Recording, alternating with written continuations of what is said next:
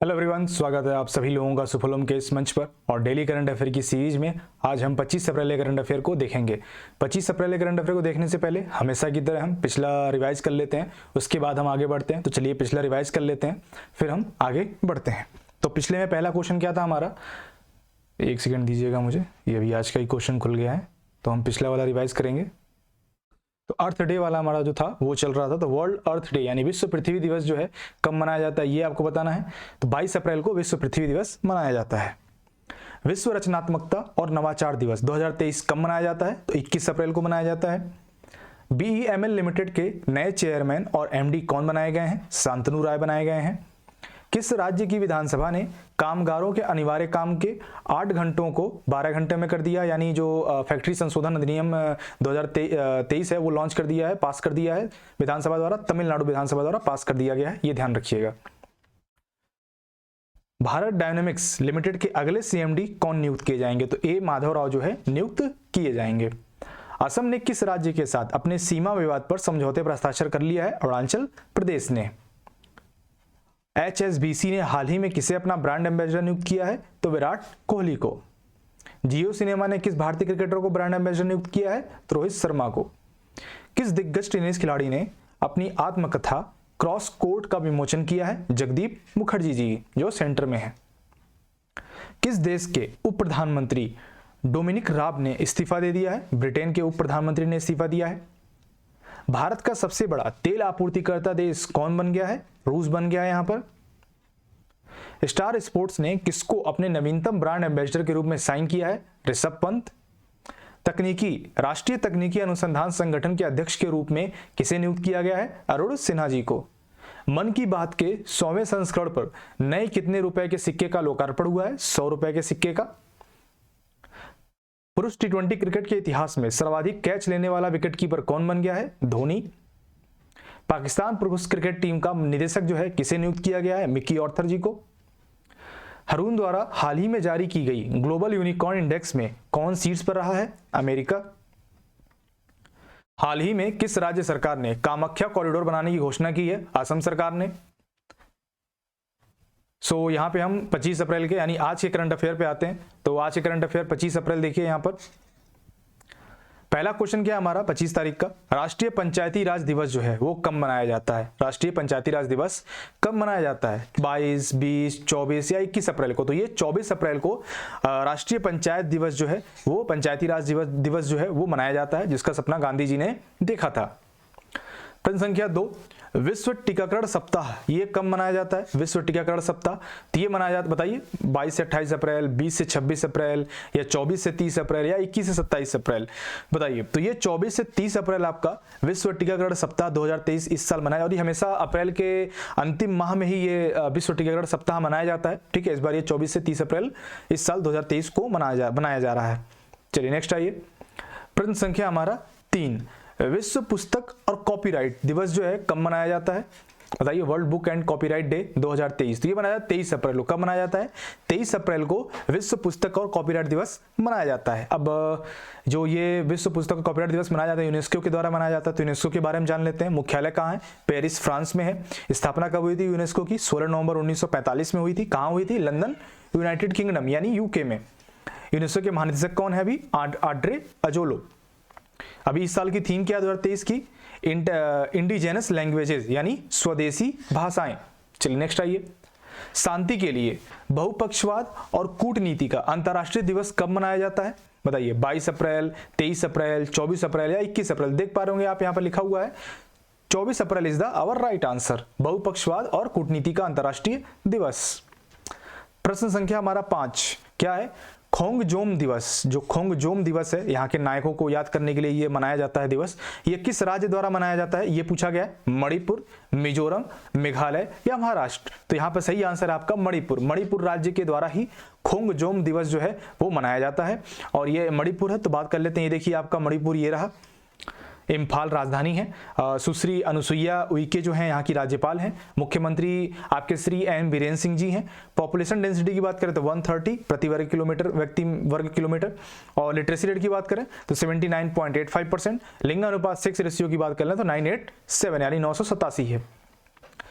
प्रश्न संख्या 6, हाल ही में कौन सा आईआईटी तंजानिया में अपना पहला अंतर्राष्ट्रीय परिसर स्थापित करेगा? दिल्ली, कानपुर, रुड़की या इनमें से कोई नहीं? तो आईआईटी कानपुर जो है ये तंजानिया में अपना पहला अंतर्राष्ट्रीय परिसर स्थापित करेगा। तो this is a very important question. प्रश्न संख्या 7, नारायण प्रसाद सऊद ने हाल ही में किस देश के नए विदेश मंत्री के रूप में कार्यभार संभाला है? इन्होंने बताइए फटाफट। तो इन्होंने बताइए बांग्लादेश, श्रीलंका, नेपाल। तो इन्होंने नेपाल के नए विदेश मंत्री के रूप में इन्होंने कार्यभार संभाला है। बात कर लेते हैं नेपाल के बारे में। तो ये रहा आपका नेपाल, देख रहे होंगे भारत के बगल में है, जस्ट उत्तर प्रदेश का सबसे ज्यादा सीमा साझा करता है ये नेपाल, और राजधानी काठमांडू है। राष्ट्रपति विद्या देवी भंडारी, प्रधानमंत्री पुष्पकमल दहल जी, और ये लोगो क्या झंडा जो है, ठीक है। चलिए प्रश्न संख्या 8 पे आ जाते हैं। भारतीय सेना ने सैन्य कर्मियों को चीनी भाषा का प्रशिक्षण देने के लिए किस यूनिवर्सिटी के साथ समझौता किया? अभी हमने पढ़ा था चीनी भाषा दिवस कब मनाया जाता है, वो भी आपको बताना है। अभी हमने हाल ही में पढ़ा था, कमेंट बॉक्स में बताइएगा। तेजपुर यूनिवर्सिटी के साथ, कानपुर यूनिवर्सिटी के साथ या दिल्ली यूनिवर्सिटी के साथ, किसके साथ जो है चीनी भाषा का प्रशिक्षण देने के लिए भारतीय सेना को समझौता किया गया? तो ये तेजपुर जो यूनिवर्सिटी है उसके साथ ये समझौता किया गया है कि भारतीय सैनिकों को भी, सैन्य कर्मियों को भी चीनी भाषा का प्रशिक्षण दिया जाएगा। प्रश्न संख्या हमारा 9, हाल ही में कौन सबसे अधिक तालाबों और जलाशयों वाले राज्यों की सूची में शीर्ष पर रहा है? महाराष्ट्र, पश्चिम बंगाल या उत्तर प्रदेश या मध्य प्रदेश? तो ये रहा आपका पश्चिम बंगाल। पश्चिम बंगाल जो है सबसे अधिक तालाबों और जलाशयों वाले राज्यों की सूची में शीर्ष पर रहा है। और ये रहा आपका पश्चिम बंगाल जो बांग्लादेश से पूरा सटा हुआ है, ये ध्यान से आप देख सकते हैं, ठीक है। और कोलकाता राजधानी है। सीवी आनंद बोस यहाँ की राज्यपाल है। ममता बनर्जी जो है मुख्यमंत्री। 76.3% लिटरेसी रेट है। पॉपुलेशन डेंसिटी की बात कर लें तो 1029, लिंगानुपात की बात कर लें तो 950। और 1 अगस्त 2022 को ही पश्चिम बंगाल के मुख्यमंत्री 7 नए जिले बनाने की घोषणा की। ये इंपॉर्टेंट है, ठीक है। 7 नए जिले, ये ध्यान रखिएगा। 1 अगस्त 2022 को बनाया गया था, पूछ सकता है ऐसे भी, ठीक है।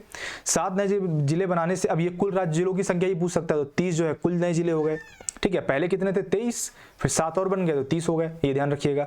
और यहाँ पर पहली अंडर वाटर मेट्रो का उद्घाटन जो है पहले कोलकाता में ही किया जाएगा, ये भी आपको भी हाल फिलहाल में करके भी दिखाया गया। अंतर्राष्ट्रीय समुद्री भोजन शो की मेजबानी भी कोलकाता कर चुका होगा। एशिया का सबसे पुराना फुटबॉल टूर्नामेंट जो है डूरंड कप, ये भी कोलकाता में आयोजित हुआ है। क्लियर? चलिए नेक्स्ट आइए। प्रश्न संख्या 10, हाल ही में भारतीय नौसेना ने किस देश से $300 मिलियन के हथियार खरीदे हैं?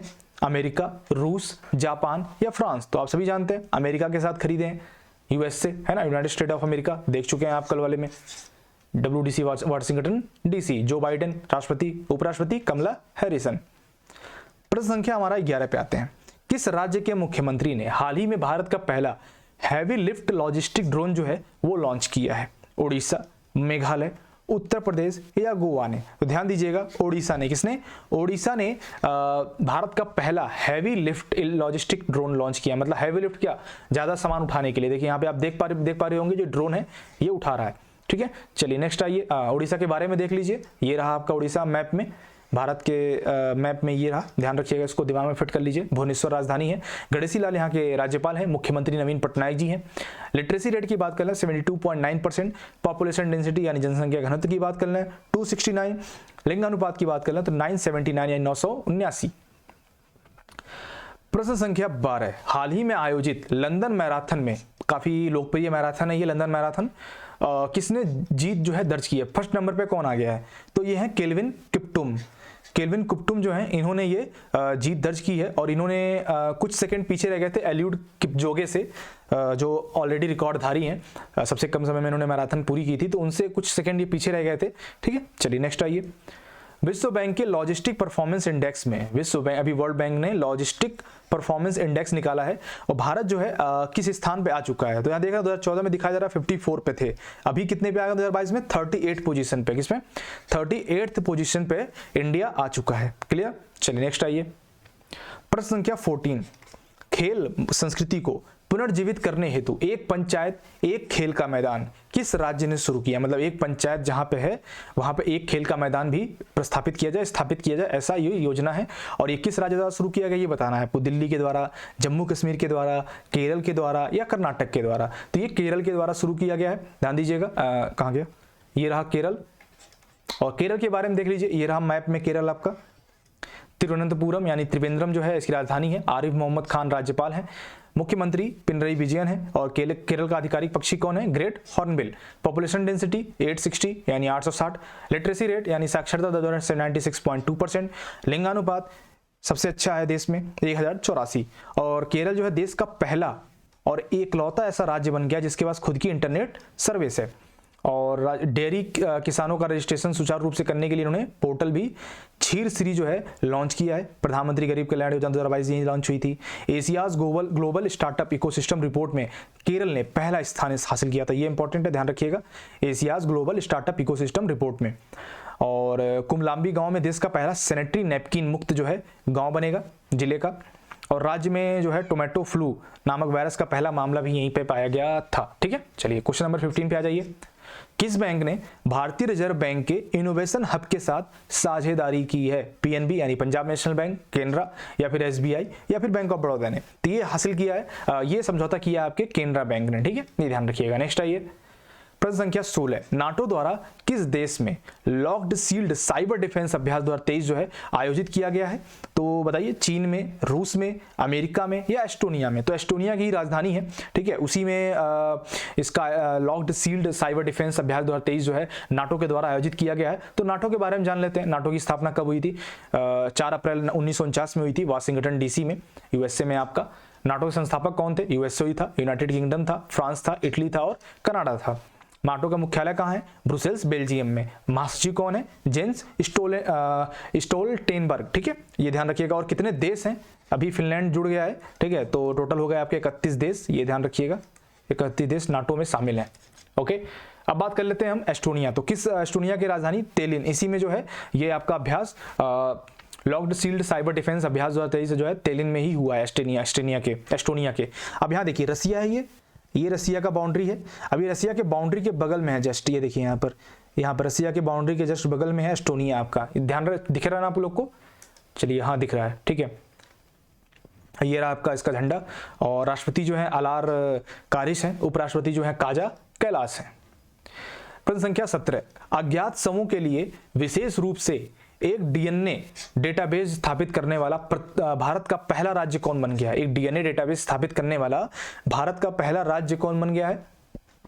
हिमाचल प्रदेश, उत्तराखंड, दिल्ली या महाराष्ट्र? तो यहां पर बिल्कुल सही आंसर क्या है? हिमाचल प्रदेश। हिमाचल प्रदेश वो पहला राज्य बन गया है जो ऐसे 100 होते हैं जिनको पहचाना नहीं जा सकता है, तो उनके लिए एक डीएनए डेटाबेस स्थापित करने के लिए पहला ये राज्य बन चुका है। हिमाचल प्रदेश के बारे में जान लेते हैं। ये रहा आपका हिमाचल प्रदेश, देख पा रहे होंगे आप, ठीक है।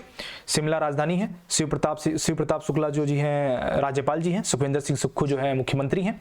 और 82.8% जो है लिटरेसी रेट है। पॉपुलेशन डेंसिटी की बात कर लें अगर, जनसंख्या घनत्व की, तो 123 है।